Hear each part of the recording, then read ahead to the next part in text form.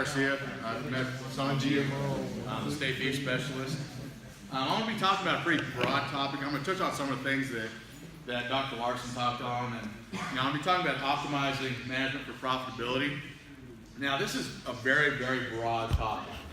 So probably a more accurate topic going forward would probably be, identifying, oops, hold on, let me turn this off so this doesn't go off during the, there we go.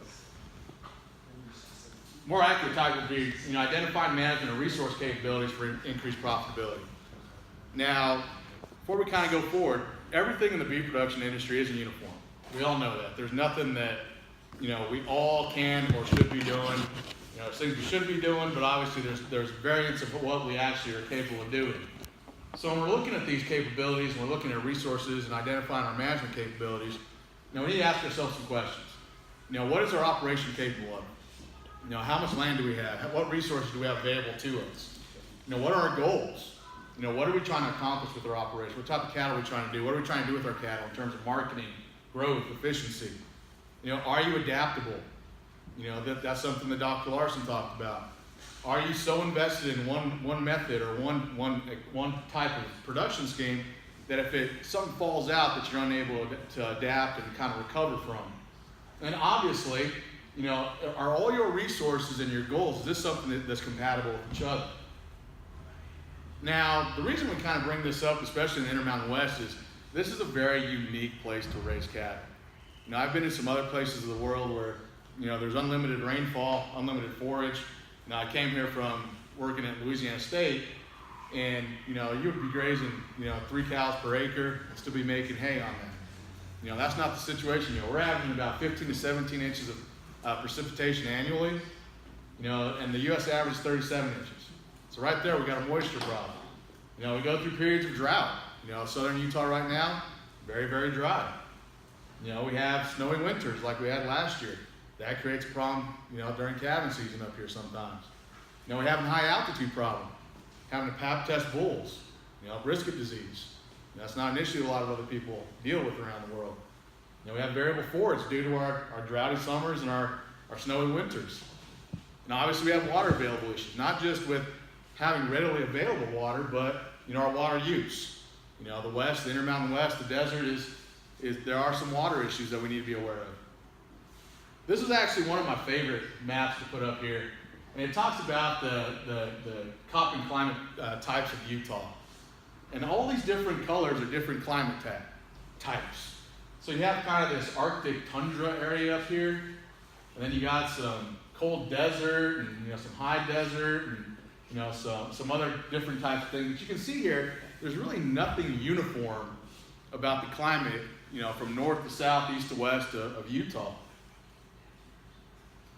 And this is actually a great slide that Dr. Taylor put out many, many years ago, kind of talking about a cow's job description. This cow needs to breed, calve, milk, breed back, produce the kind of calves that are in demand, the kind of calves that you demand for your operation, the kind of calves that the market demands, that someone's going to see value in to actually pay you premium for. She needs to do this on your type of forage, on your resources. She has to do these things on your resource. You have to have the type of cow that's going to do this with your resources in order to pay for her groceries and some of yours. Remember, she's got a cost, and you got a cost to stay in business. So this cow's got a job duty here, but it's your job to put her in a situation where it's compatible with your resources so she can actually do this job. Now, there's a lot of things we tend to come to these and we tend to say, be very prescriptive. Everyone should be doing this, everyone should be doing that. But we know that that's not necessarily the case. We have different capabilities, we have different resources, we have different goals. So there's a lot of things that, we tell producers, everyone should be doing this. Everyone should be vaccinating this way. Everyone should be marketing this way. Everyone should be raising cattle this way. But that's not exactly feasible for everybody. Everybody has, different capabilities in the system. Some of these suggestions will actually decrease your sustainability. Might actually drive you out of the market. So you need to be aware of those. You got to be aware that some of these increased inputs, some of these suggestions that we're telling you are going to increase your cost of production. So you need to be aware that, if you can't recoup that upfront investment, someone's not going to see value, in that increased investment that you're making, you're going to lose money.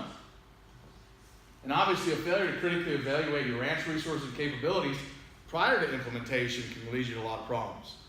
Because once you implement it, a lot of times you're stuck.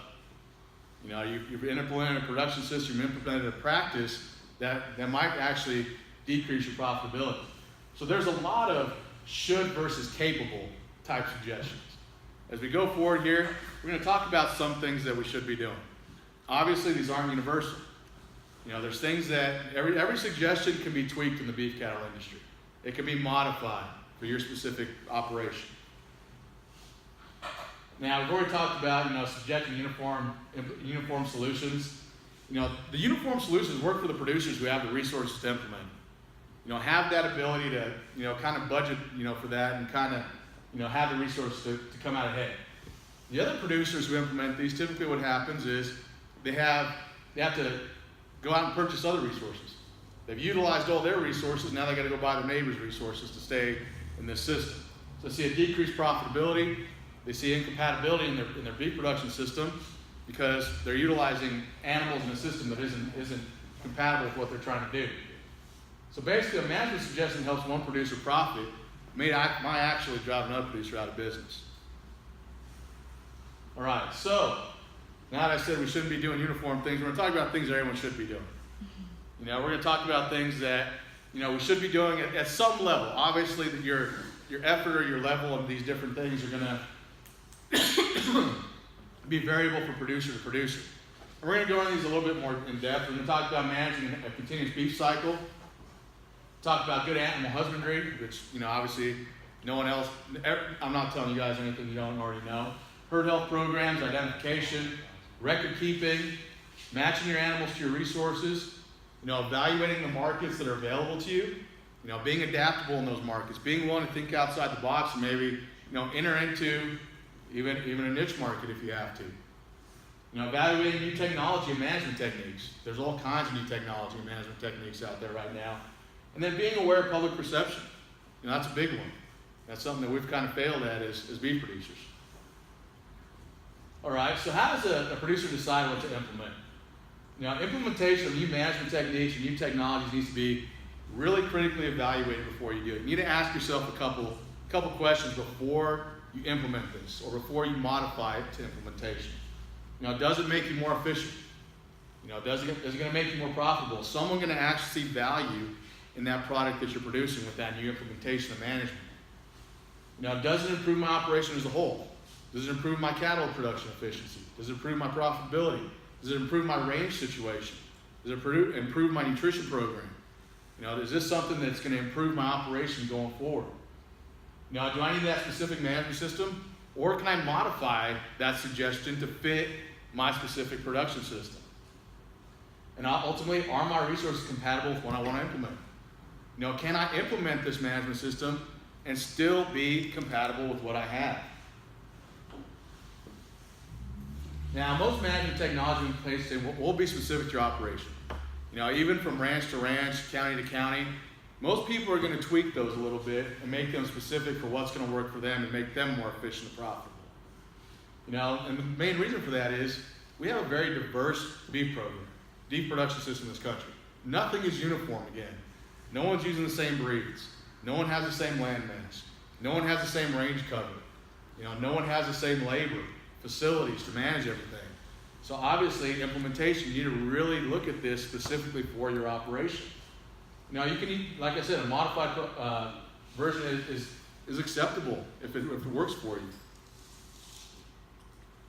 All right, let's talk about a continuous beef cycle. And this is something that you all have probably heard many times before. And a continuous beef cycle is just understanding the upstream and downstream effects in the beef production system that are generated because of your decision making. You know, everything in the beef production cycle is linked. A decision at one time point is going to affect you at another time point down the road, and more than likely it's going to affect you for years and years and end. You know, your decisions made at mating will affect you at marketing. And it'll affect you at marketing that next year as well if you're keeping replacements. It'll affect you at breeding time that year and the year next year. You know, it's going to affect your grazing strategies, especially if you're breeding types of cattle and keeping replacements that aren't compatible with your range operation. Now, managing the continuous beef cycle just means being prepared for that next phase. Understanding how your decision at one time point is going to affect you at another time point. Understanding, really being ready and prepared for that next cycle ahead of you. Now, kind of an example, if we're thinking of cows, being ready at breeding for calving. If we're calving out cows, we're monitoring that body condition score because we know that pretty soon we're going to have to breed those cows again. We don't want to get to breeding time and realize our body condition scores are too low. Just like after we calve or when we're getting ready to wean, we want to make sure those cows are able to maintain that pregnancy. Right before calving, we want to make sure those cows are in good body condition score, so when they calve and start milking real heavy with those first couple weeks, that they're in condition to maintain themselves and maintain that calf. So we're not having to overinvest in those cows. We're monitoring, we're being prepared for that next cycle. Now, what happens when we don't do this? Now, this is something that we've all kind of fell into. We're unprepared for that next phase. We can't transition into that next phase. That next phase might not actually have the resources necessary to maintain those types of cows. Now, typically what we're doing is we're allocating resources from another phase of our production system to maintain those cows and calves. And I've seen this a couple times. I didn't really plan. I got to feed up these cows and report body condition score. So I'm going to throw these weaned calves out here in my winter pasture for a few weeks. Now you're taking food out of those cows' mouths. Now you're affecting multiple stages of that production system. You're decreasing your profitability because you're having to bring in resources now that you didn't have before. You're almost preventing that cow from doing her job. She has to have those resources. You have to provide them. Now, animal husbandry, this is just something that we're going to touch on briefly, and then we'll kind of go on and touch on it later. We're talking about public perception. This is something that, we're all very well aware of. We got to take care of our animals. But this is one of the biggest concerns with the beef production process. When we get into the public concerns and public perception of the beef industry, this is kind of, we're doing the right thing. But the public doesn't realize what we're actually doing. And that's our faults. So in this, we're talking about animal handling. Our animal handling facilities, have just changed dramatically, over my lifetime even. Animal care, adequate resources for those animals in terms of nutrition, body condition score, making sure those animals are healthy enough to get through the production process. And then being able to justify this. This is the big one. How do we justify what we're doing? The public sees us run some of these cows into a squeeze chute, start injecting them, they freak out because we don't tell them what we're doing. They don't understand that, that's a health thing. We're trying to make sure that animal's healthy, going productive, staying alive sometimes. Herd health programs. This is actually correlated to good animal husbandry. Vaccination programs. We're not going to go into that too much because there's thousands of them out there. We have different industry reps to help us with that and kind of talk to us about that. We have extension veterinarians. But you have to have a vaccination program. Especially in this part of the world, some of the things that we deal with on the regular. Vaccinating your cows, making sure your calves are vaccinated. New incorporations in your herd. If you're buying replacement animals from somewhere else, usually good to, get health papers on them. Quarantine them before you bring them into your herd. Set them off somewhere away from the herd because a lot of times, that stress of transport, not sure what that animal's been exposed to during that time period. It's usually good to keep that animal away so it's not going into your herd and rubbing noses with everybody, getting everyone else sick. And then ultimately, we need to be able to identify sick animals. That's a big one. Identifying them and getting them out of the pasture. Or getting them out, taking them away from everyone else. Because that sick animal is going to run around and rub his snotty nose all over everybody. And you're going to have the other cows licking on it and doing stupid things, and everyone gets sick. All right. Now, in terms of the health program, it's always good to also be aware of some of these health outbreaks that we have occasionally. The extension veterinarians and our state veterinarians are usually pretty good about informing people. Just be aware of the causes, usually associated with some type of production type thing or the locations of where this is happening, if it's nearby you, what precautions you need to take. Implementing good biosecurity. This is something in the West that we've always had problems with. Keeping fences up, keeping neighbors' cows out of our pastures, making sure that if they are getting them in, we're getting them out, making sure we're having a good health program for us. Just that type of thing.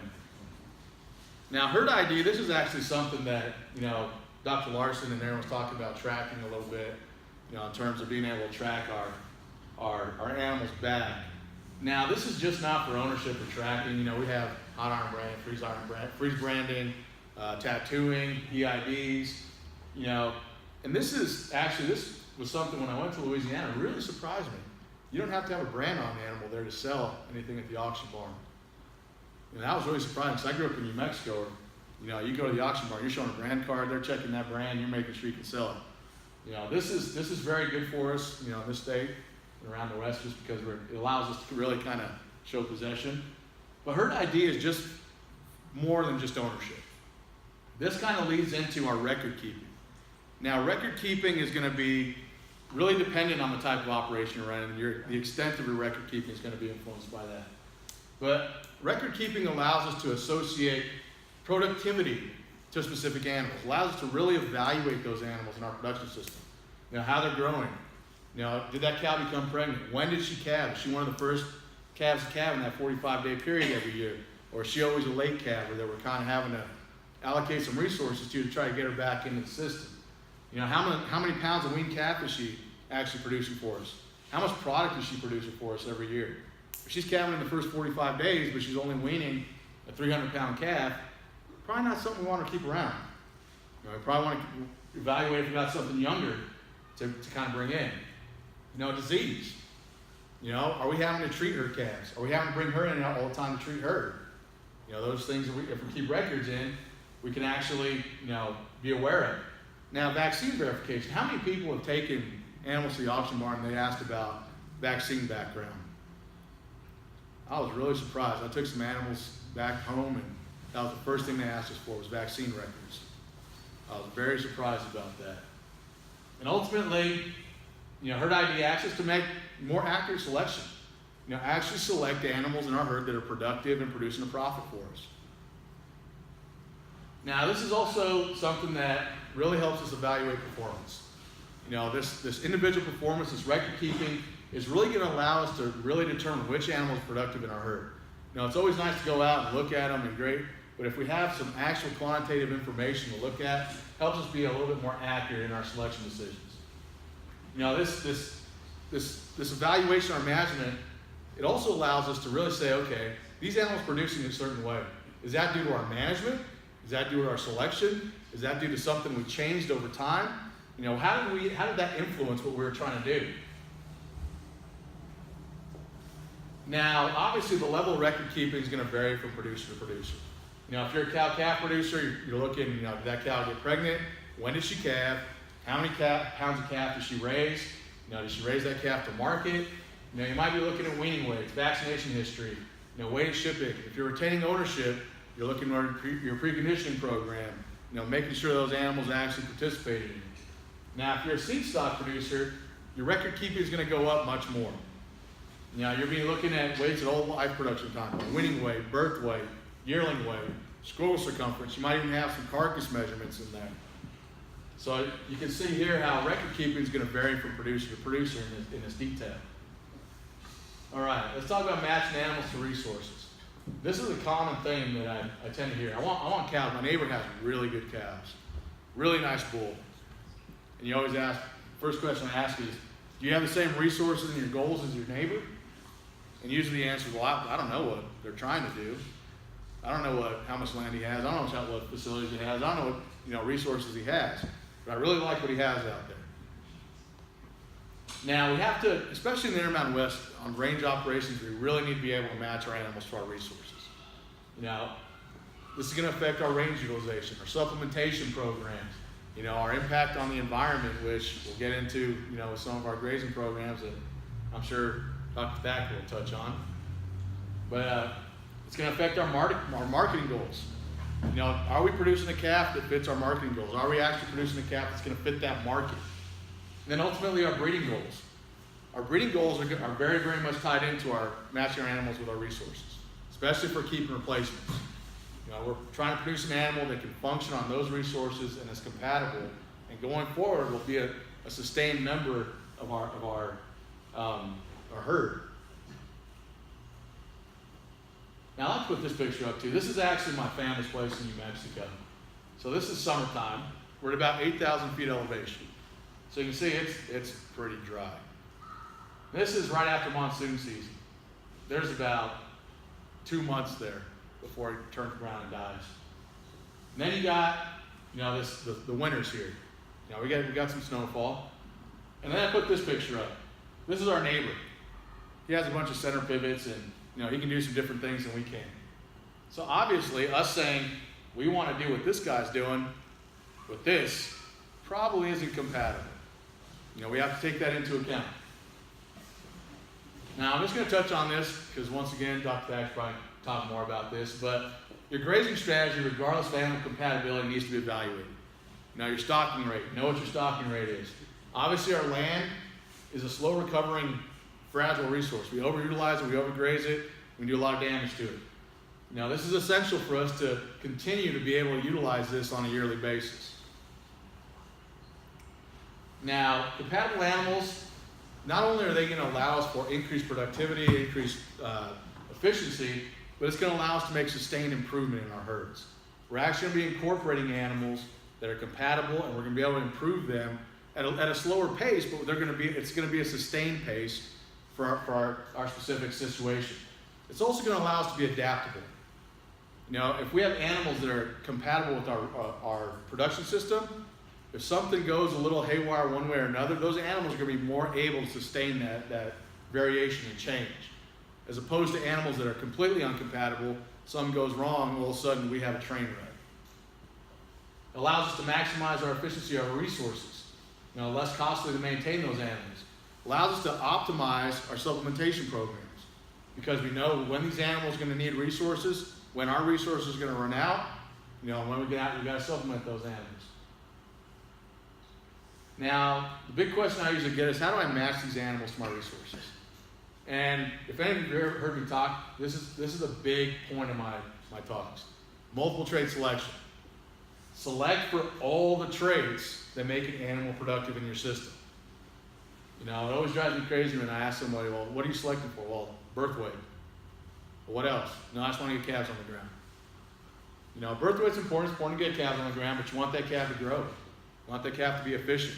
If you're keeping replacements, you want to have a cow that's going to grow, be able to utilize your forage, not milk like a dairy cow out here. We don't have the resource to have cows that are producing dairy cow type milk on range.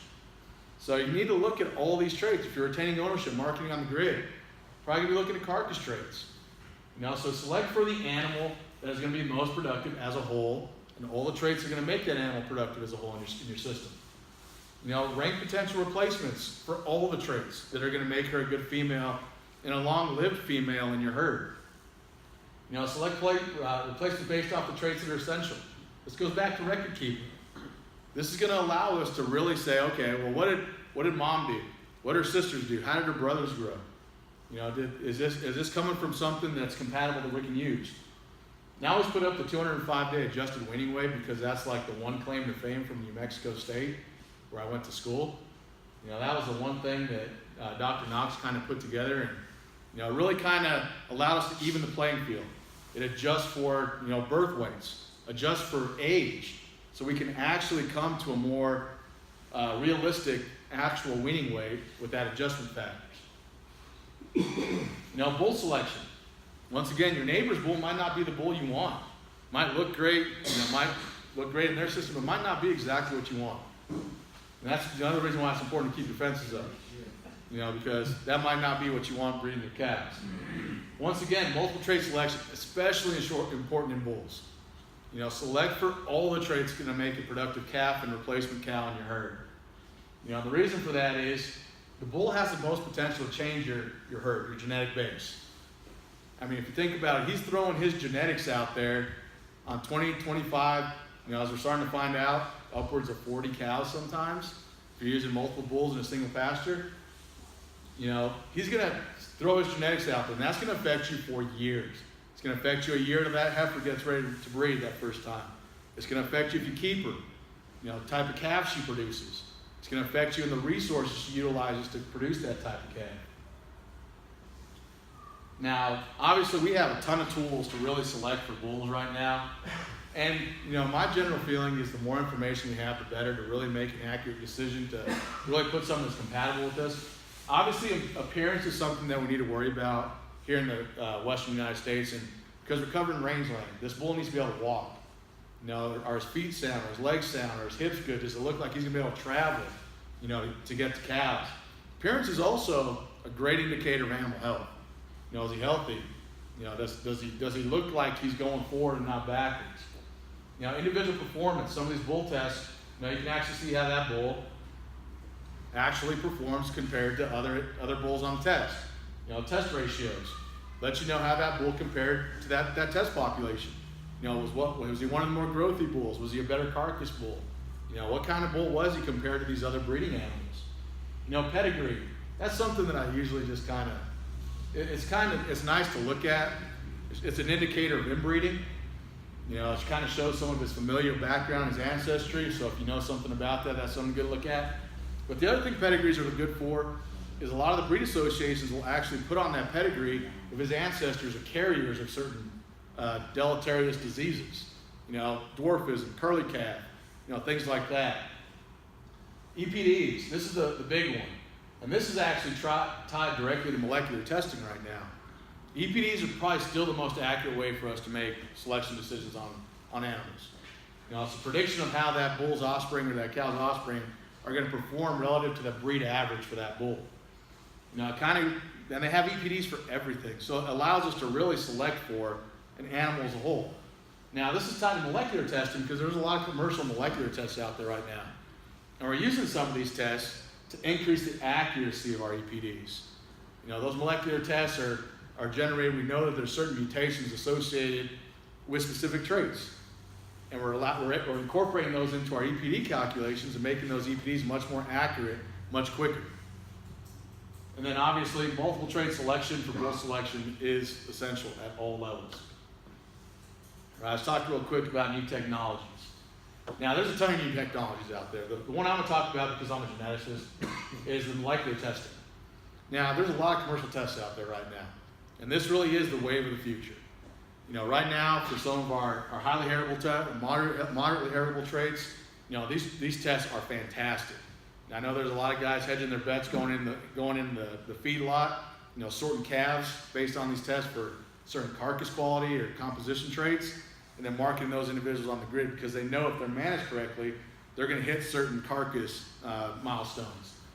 Now, the big thing for this, the reason I think this is really the wave of the future, is as these tests get developed and they become more accurate for a lot of our other traits like fertility, disease resistance. I'm not going to say they're there now where we should be making selection decisions solely based on those, but in the future, these tests get developed even further, we could actually determine what that calf's capability is from a production standpoint the second it hits the ground. We can sort those calves in different ways, going forward rather than having to wait for that calf to hit a certain production time point to determine if it's optimal for our operation. Now, the other thing with these, and I always have to remind myself even, it's a cool new technology, but you still got to manage those animals. You still got to have compatibility with those genetics if you're going to see that phenotype. If you don't have the resources to bring out that genetic capability, you're not going to see it. You could have the best genetically superior animal in the world, but if you don't have the resources, you're not going to see that production.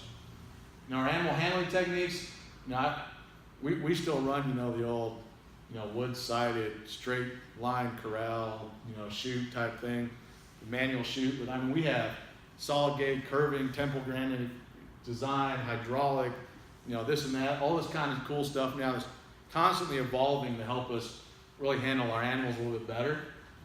Grazing strategies, GPS technology, looking at how those animals are moving around, how they're selecting, how far they're moving away from water. We're doing one pretty soon with GPS technology and bulls, seeing which bulls are moving around, and then we're going to use the genetic testing to determine, how many offspring those bulls are actually siring. And is it the bull that's out there traveling with the cows, or is it the bull that's laying down by the water and just waiting for the cows to come back? Is it the old bulls? Is it the young bulls? Which bull is it? Drones. I actually saw a cool thing on this where they're using drones to evaluate sickness in cattle. You know, some of the grazing or the range monitoring. You know, so there's all kinds of new technologies out there. And I always bring up this one, breeding strategies. Crossbreeding is not a new technology, but it's something that I think we've tended to forgotten about. You know, we've become a very uniform breeding society or industry. You know, crossbreeding is a great tool to increase productivity. You know, hybrid vigor, increasing the productivity of that offspring over those purebred parents is a great thing to utilize. Now, obviously, it's always good to keep yourself updated on this new information, but you need to evaluate whether this technology is good for your operation, your specific operation.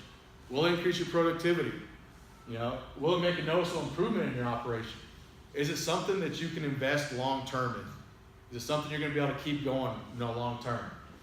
And then ultimately, will you be able to recoup or receive a premium for implementing this technology or management technique?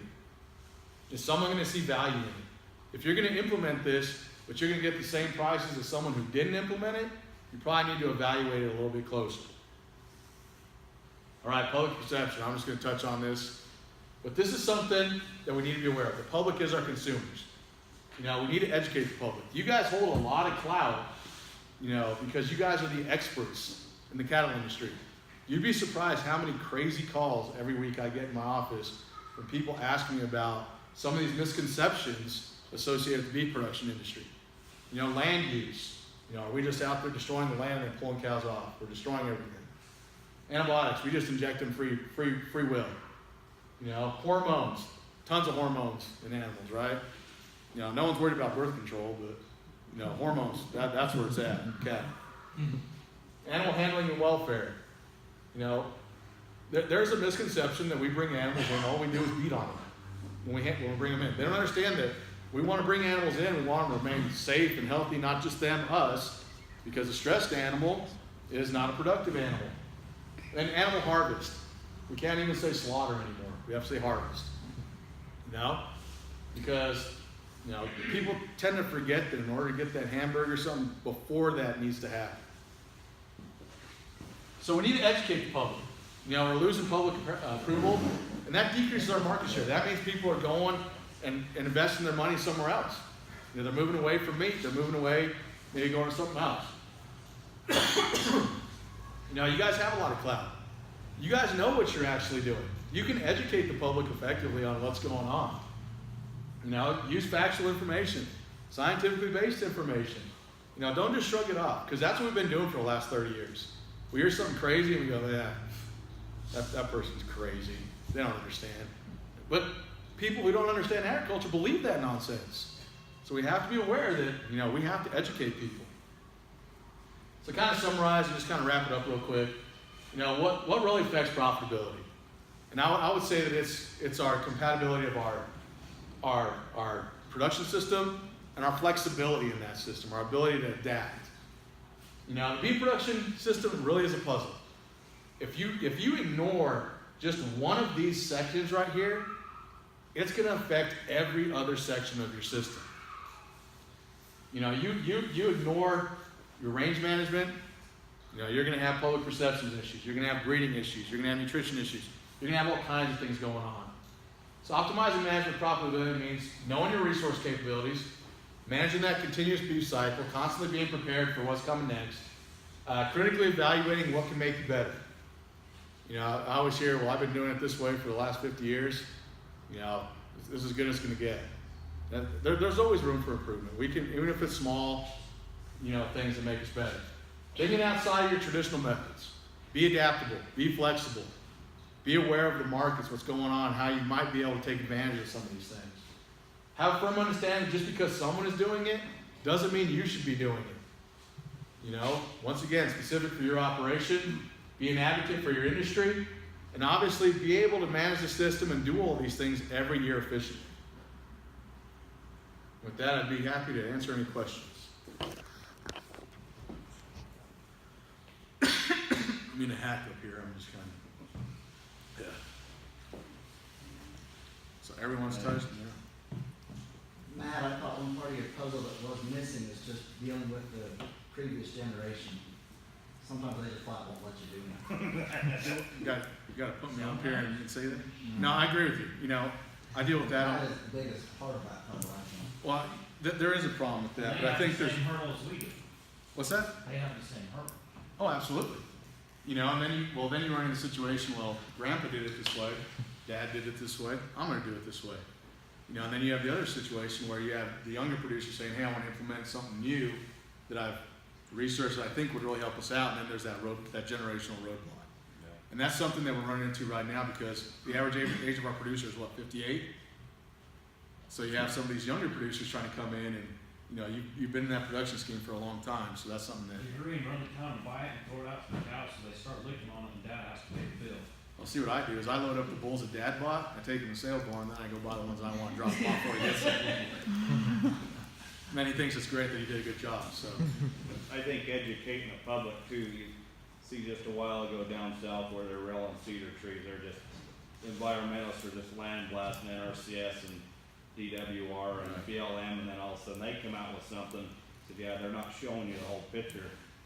When the public sees it, they see this old dairy cow that's slipping on the cement and they're beating the They all shit out of see her the and she same won't get up.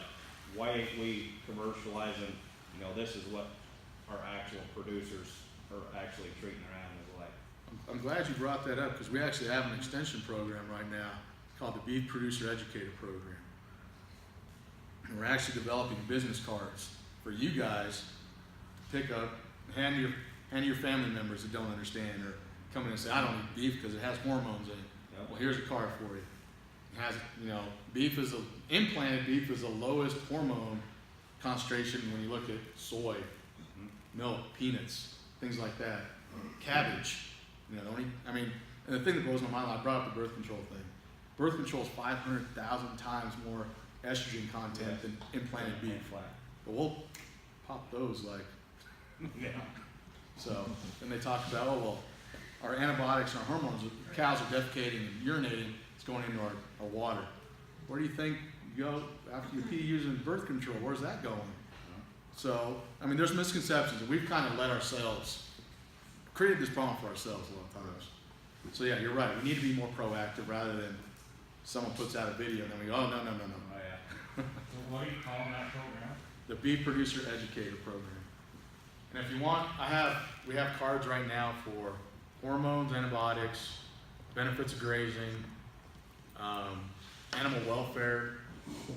I was talking to Josh about us doing managing 4-H animals because I got a weird call from someone about that and determined we needed to have that. But all right, cool. Thank you.